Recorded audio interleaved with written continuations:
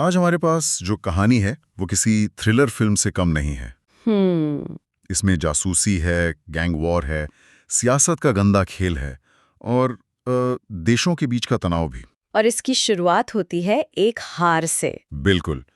साल 1999, 30 दिसंबर की रात, कंधार में इंडियन एयरलाइंस के हाईजैक हुए प्लेन के यात्रियों को बचाने के लिए भारत सरकार को घुटने टेकने पड़ते हैं। हाँ, विदेश मंत्री देवव्रत कपूर और आईबी डायरेक्टर अजय सान्याल को 3 खूंखार आतंकवादियों को रिहा करना पड़ता है। और कहते हैं कि हर बड़ी हार एक नए आइडिया को जन्म देती है। उस रात अजय सान्याल के दिमाग में भी एक आइडिया आया, एक ऐसा आइडिया जिसे उस वक्त के रॉ चीफ केएस भुल्लर ने ये कहकर खारिज कर दिया कि ये बहुत खतरनाक है, नामुमकिन है। आइडिया क्या था? दुश्मन के घर में, उसकी मांद में घुसकर उसे खत्म करना। लेकिन जब 2001 में भारतीय संसद पर हमला हुआ तो उसी नामुमकिन लगने वाले आइडिया को धूल झाड़कर बाहर निकाला गया और उसे नाम दिया गया ऑपरेशन धुरंधर। तो चलिए इसी ऑपरेशन की परतों को खोलते हैं। हाँ, और इसकी शुरुआत होती है एक एजेंट हमजा अली मजारी से, जिसे आईबी डायरेक्टर अजय सान्याल ने भेजा था कराची की सबसे बदनाम और खतरनाक जगहों में से एक, लियारी में। और उसका कवर मतलब कोई सोच भी नहीं सकता, एक जूस की दुकान पर काम करने वाला मामूली सा वेटर। बिल्कुल। और यहाँ ये समझना जरूरी है कि लियारी को ही क्यों चुना गया। लियारी सिर्फ एक इलाका नहीं है, वो अपने आप में एक अलग दुनिया है। उस वक्त ये 2 गिरोहों के बीच बटा हुआ था। अच्छा। एक तरफ था रहमान डकैत का बलूच गैंग और दूसरी तरफ उसी का बाप बाबू डकैत, जिसका अपना पठान गैंग था। हाँ, मतलब बाप बेटे में ही दुश्मनी थी। हाँ, अब हमजा क्योंकि बलूच था तो उसके पास एक ही रास्ता था, रहमान के गैंग में शामिल होना। तो यहाँ उसका पहला मकसद सिर्फ जानकारी इकट्ठा करना नहीं था? नहीं, बिल्कुल नहीं। उसका पहला मकसद था किसी तरह जिंदा रहना। और जिंदा रहने के लिए आपको अपनी उपयोगिता साबित करनी पड़ती है। हमजा को ये मौका जल्द ही मिल गया। उसे पता चला कि बाबू डकैत का गैंग रहमान के बड़े बेटे नईम बलोच को मारने की फिराक में है। और फिर वही हुआ जिसकी आशंका थी। एक शादी में हमला हुआ, गोलियां चली, नईम मारा गया। लेकिन इसी अफरा तफरी में हमजा ने रहमान के छोटे बेटे फैजल को बचा लिया। अब सवाल ये है कि क्या ये सिर्फ एक इत्तेफाक था या एक सोचा समझा कदम? देखिए, बेहतरीन एजेंट मौके का इंतजार नहीं करते, वो मौके बनाते हैं। अच्छा। हो सकता है कि उसे हमले की भनक पहले से थी और उसने खुद को सही समय पर सही जगह पर रखा। ये अंडरकवर ऑपरेशंस की एक क्लासिक टैक्टिक है कि आप किसी संकट में खुद को नायक की तरह पेश करते हैं। बिल्कुल। यहाँ हमजा ने सिर्फ एक जान नहीं बचाई, उसने भावनात्मक रूप से एक खालीपन भर दिया। रहमान ने एक बेटा खोया था और हमजा ने दूसरे को बचाया। इस एक पल ने उसे सिर्फ एक बाहरी जूस वाले से एक भरोसेमंद आदमी बना दिया। हाँ, रहमान और उसके चचेरे भाई उजैर बलूच की नजरों में। और जब उन्होंने हथियार चलाने में उसकी महारत देखी तो उसे गैंग में शामिल करना उनकी मजबूरी भी बन गई और जरूरत भी। तो मतलब उसने एक त्रासदी को अपने लिए एक सीढ़ी बना लिया? एक तरह से, हाँ। एक बार गैंग के अंदर घुसने के बाद उसे उनके काले कारनामों की परतें दिखने लगी। उसे पता चला कि ये लोग सिर्फ वसूली नहीं करते बल्कि अवैध हथियार बनाने का पूरा कारखाना चलाते हैं। और फिर हमजा ने आग में घी डालने का काम किया। उसने रहमान को नईम की मौत का बदला लेने के लिए उकसाया और बाबू के आदमियों को एक एक करके खत्म करने में गैंग की मदद भी की। यहीं से खेल और बड़ा होने लगता है। बिल्कुल। ये सिर्फ गैंग वॉर नहीं रह जाती, इसमें सियासत की एंट्री होती है। कैसे? पाकिस्तान पीपल्स पार्टी के एक बड़े नेता जमील जमाली उजैर को फोन करके धमकाते हैं कि चुनाव नजदीक है, शहर में शांति बनाए रखो, कोई जवाबी कार्रवाई नहीं होनी चाहिए। हाँ, इससे ये साफ हो जाता है कि इन गैंग्स को नेताओं का संरक्षण मिला हुआ है। और इसी सियासी कनेक्शन के जरिए हमजा की मुलाकात जमील की बेटी यलीना से होती है। और उनके बीच एक रिश्ता शुरू हो जाता है। क्या ये मिशन का हिस्सा था, एक हनी ट्रैप, या वाकई में कुछ और? देखिए, खुफिया दुनिया में अक्सर लाइनें बहुत धुंधली होती हैं। हो सकता है इसकी शुरुआत एक एसिड डेवलपमेंट के तौर पर हुई हो, यानी यलीना के जरिए उसके पिता की जानकारी निकालना। लेकिन क्या एक अंडरकवर एजेंट को प्यार नहीं हो सकता? ये सवाल हमेशा बना रहता है। पर एक बात तय है, ये रिश्ता आगे चलकर हमजा के लिए एक बहुत बड़ा हथियार साबित हुआ। और फिर कहानी में एक और बड़ा मोड़ आता है। मैदान में आप पाकिस्तान की खुफिया एजेंसी ISI की एंट्री होती है। खनानी ब्रदर्स नाम के 2 व्यवसायी रहमान की मुलाकात ISI के मेजर इकबाल से करवाते हैं। यहाँ आकर तो खेल पूरी तरह बदल गया होगा। बिल्कुल। अब ये एक लोकल गैंग नहीं रहा, बल्कि एक ऐसा मोहरा बन गया जिसे देश की सबसे ताकतवर एजेंसी इस्तेमाल कर रही थी। मिर्जा इकबाल रहमान को क्या काम देता है? हथियार और गोला बारूद सप्लाई करने का। और इसी दौरान हमजा दो बेहद अहम चीजें देखता है। पहली वो मेजर इकबाल को एक पकड़े हुए भारतीय जासूस पर बेरहमी से जुल्म करते हुए देखता है, जो उसे याद दिलाता है कि अगर वो पकड़ा गया तो उसका क्या हश्र होगा। और दूसरी चीज? दूसरी और शायद उससे भी ज्यादा खतरनाक चीज, उसे खनानी ब्रदर्स के असली धंधे का पता चलता है, जाली भारतीय नोट छापने का रैकेट। ओहो, ये सिर्फ पैसे छापना नहीं है? नहीं, ये एक तरह का आर्थिक आतंकवाद है। सोचिए, अगर बड़ी मात्रा में नकली करेंसी किसी देश की अर्थव्यवस्था में डाल दी जाए तो क्या होगा? महंगाई बढ़ेगी, बैंकिंग सिस्टम पे लोगों का भरोसा टूट सकता है। बिल्कुल।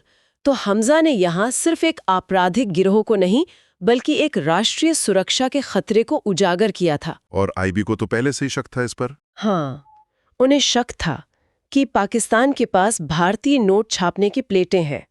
हमजा की जानकारी ने उस शक पर मोहर लगा दी। एक मिनट, तो अब एक छोटा मोटा गैंगस्टर, एक लोकल नेता और देश की सबसे बड़ी खुफिया एजेंसी, ये तीनों एक साथ काम कर रहे हैं। और हमारा एक अकेला एजेंट इन सब के बीच में फंसा हुआ है। दांव तो बहुत ऊंचे हो चुके थे। बहुत ज्यादा। हमजा को ये भी पता चल जाता है कि भारत पर किसी बड़े हमले की तैयारी चल रही है।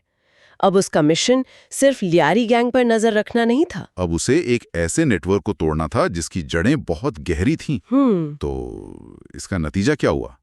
जब आईएसआई का हाथ रहमान के सिर पर आ गया तो जाहिर है उसका कद बढ़ गया होगा। बिल्कुल। और उसने अपने पुराने आका राजनेता जमील जमाली को नजरअंदाज करना शुरू कर दिया। अब सियासत में कोई किसी का सगा नहीं होता। सही बात है। जमाली को अपना दबदबा खत्म होता दिखा तो उसने रहमान को रास्ते से हटाने का फैसला कर लिया। और इसके लिए उसने एक ऐसे शख्स को चुना जो गैंगस्टर्स के लिए खौफ का दूसरा नाम था। पूर्व पुलिस सुपरिटेंडेंट चौधरी असलम।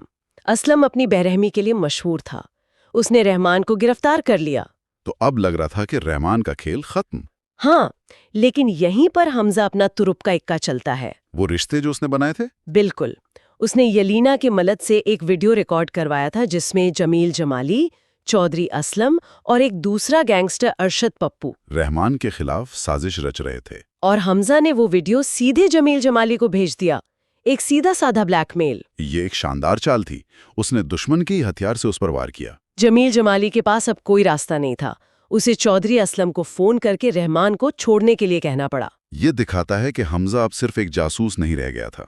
वो लियारी के सत्ता के खेल का एक माहिर खिलाड़ी बन चुका था। वो सीख गया था कि यहाँ टिके रहने के लिए सिर्फ बंदूक नहीं, दिमाग भी चलाना पड़ता है। लेकिन चौधरी असलम जैसा अफसर इतनी आसानी से कहाँ मानने वाला था। उसने मना कर दिया। अब हमजा ने जो किया वो सुनकर रोंगटे खड़े हो जाते हैं। क्या किया उसने?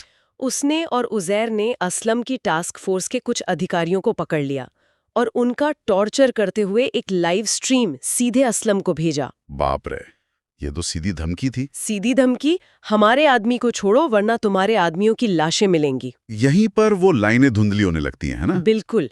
मिशन के लिए हिंसा करना और बदला लेने के लिए क्रूरता दिखाने में क्या फर्क रह जाता है? हमजा को भेजा गया था आतंकवादियों से लड़ने, लेकिन अब वो खुद उन्हीं के तरीकों का इस्तेमाल कर रहा था। असलम के पास कोई चारा नहीं बचा। उसे रहमान को छोड़ना पड़ा। और ये सब चल ही रहा था कि मुंबई में 26/11 के आतंकी हमले हो जाते हैं। ये हमजा के लिए एक जबरदस्त झटका रहा होगा। ये किसी भी डीप कवर एजेंट के लिए सबसे बुरा सपना होता है। सोचिए उस इंसान की हालत। वो दुश्मन के इतने करीब है, उसे बड़े हमले की भनक भी है, लेकिन वो उसे रोक नहीं पाता। ये सिर्फ एक पेशेवर नाकामी नहीं है, ये एक गहरा व्यक्तिगत सदमा है। हजारों मासूम लोगों की मौत का बोझ। उस नाकामी और गुस्से ने हमजा को पूरी तरह बदल दिया। अब उसका मिशन सिर्फ जानकारी भेजना नहीं था। अब ये एक जंग बन चुकी थी। हाँ, उसका मकसद अब पूरे आतंकी नेटवर्क को जड़ से उखाड़ फेंकना था, चाहे इसके लिए उसे कुछ भी करना पड़े। अपने इसी नए इरादे के साथ हमजा अब तक का सबसे बड़ा और सबसे खतरनाक दांव चलता है। वो अकेले छुपकर जमील जमाली से मिलने जाता है और एक ऐसा सौदा करता है जिसकी कोई कल्पना भी नहीं कर सकता। क्या सौदा था वो? वो जमाली से कहता है कि मैं तुम्हारी बेटी यूलिना से शादी करूंगा, लियारी की गद्दी पर बैठूंगा और हमेशा तुम्हारा वफादार रहूंगा। इससे जमाली को लियारी पर हमेशा के लिए कंट्रोल मिल जाएगा। बिल्कुल। और बदले में तुम और चौधरी असलम मिलकर मेरे बॉस रहमान डकैत को खत्म करने में मेरी मदद करोगे। एक मिनट रुकिए, मतलब वो अपने ही बॉस को मरवाने के लिए उसके दो सबसे बड़े दुश्मनों के साथ हाथ मिला रहा था। ये तो अविश्वसनीय है। ये शतरंज की एक बेहतरीन चाल थी। उसने हर किसी की महत्वाकांक्षा और डर का इस्तेमाल किया। जमाली को सत्ता चाहिए थी, असलम को रहमान से बदला लेना था, और हमजा को सब कुछ चाहिए था। उसने एक ऐसा जाल बुना जिसमें हर कोई अपनी मर्जी से फंसता चला गया। और फिर उस जाल को कसने का दिन भी आ गया। हमजा और यलीना की शादी होती है। उसी शादी में मेजर इकबाल आता है और रहमान से हथियारों की एक और बड़ी खेप की मांग करता है। और हमजा बड़ी चालाकी से डिलीवरी का दिन और समय ऐसा सेट करता है जब रहमान को एक और कार्यक्रम में जाना था। ये चौधरी असलम को घात लगाकर हमला करने के लिए एक परफेक्ट मौका था। उसने सारे मोहरे अपनी जगह पर लगा दिए थे। 9 अगस्त 2009 उसने उजैर को, जिसे कुछ भी पता नहीं था, हथियारों की शिपमेंट लेने के लिए भेज दिया ताकि वो रास्ते से हट जाए। और खुद रहमान को गाड़ी में बिठाकर उस मीटिंग के लिए निकल पड़ा जो असल में चौधरी असलम का बिछाया हुआ जाल था। रास्ते में गाड़ी में क्या हुआ होगा? क्या रहमान को शक हो गया था? बिल्कुल, उसे एहसास हो गया था कि उसके साथ धोखा हुआ है। गाड़ी के अंदर ही दोनों के बीच एक भयानक झड़प हुई। हमजा ने गाड़ी को क्रैश कर दिया। तभी चौधरी असलम की टीम पहुंच गई। जबरदस्त गोलीबारी हुई और रहमान बुरी तरह घायल हो गया। और अंत सबसे नाटकीय था। हमजा मदद करने का नाटक करते हुए रहमान को अस्पताल ले जाता है, लेकिन वो उसे मरने देता है। रहमान दम तोड़ देता है और उसकी मौत में हमजा का हाथ हमेशा के लिए एक राज बनकर दफन हो जाता है। और यहीं पर कहानी का सबसे बड़ा रहस्य खुलता है। हमजा अली मजारी असल में जसकीरत सिंह रंगी है, एक भारतीय कैदी जिसे मौत की सजा सुनाई जा चुकी थी, जिसे अजय सान्याल ने जेल से निकालकर इस नामुमकिन मिशन के लिए तैयार किया था। रुकिए, तो ये पूरा ऑपरेशन एक ऐसे व्यक्ति पर आधारित था जो पहले से ही मौत की सजा काट रहा था। ये तो बहुत बड़ा जोखिम था। अगर वो पकड़ा जाता तो भारत सरकार उसे अपना एजेंट मानने से साफ इनकार कर देती। वो आधिकारिक तौर पर था ही नहीं। यही तो इस प्लान की खासियत थी, अ डिनायबल एसेट। एक ऐसा मोहरा जिसे इस्तेमाल करके सरकार मुकर सकते हैं। जसकीरत के पास खोने के लिए कुछ नहीं था और पाने के लिए एक नई जिंदगी। अजय सान्याल ने एक हारी हुई बाजी पर दांव लगाया था और वो जीत गए। रहमान के खात्मे के बाद जसकीरत लियारी का नया बादशाह बन जाता है। उसने सत्ता पर अपनी पकड़ मजबूत कर ली है, लेकिन उसका मिशन अभी खत्म नहीं हुआ है। अब उसके निशाने पर है वो आदमी जिसे सब बड़े साहब के नाम से जानते हैं, पाकिस्तान में हुए कई आतंकी हमलों का मास्टरमाइंड। और यहाँ पर हमारे स्रोत की कहानी खत्म हो जाती है, लेकिन वो हमें कई बड़े सवालों के साथ छोड़ जाती है। सवाल तो हैं। मिशन कामयाब हुआ, एक बड़ा आतंकवादी मारा गया और एक भारतीय एजेंट ने उसकी जगह ले ली। ये एक बड़ी जीत थी। लेकिन इसकी कीमत क्या थी? बिल्कुल, इस जीत को हासिल करने के लिए जसकीरत को क्या क्या बनना पड़ा। एक हत्यारा, एक धोखेबाज, एक ऐसा इंसान जो अपने करीबियों को भी धोखा दे सकता है।